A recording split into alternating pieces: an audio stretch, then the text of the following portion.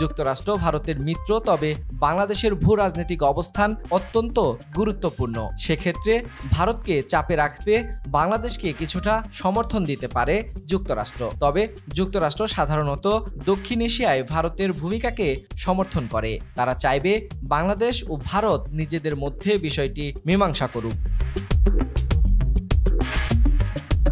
Russia ঐতিহাসিকভাবে ভারতের মিত্র, তবে বাংলাদেশের সঙ্গেও সম্পর্ক ভালো। ভারতের সম্প্রসারণবাদী নীতিতে প্রকাশ্যে সমর্থন না দিতে পারে রাশিয়া। বাংলাদেশ যদি রাশিয়ার কাছ থেকে সামরিক সহযোগিতা চায় তাহলে রাশিয়া আগ্রহ দেখাতে পারে।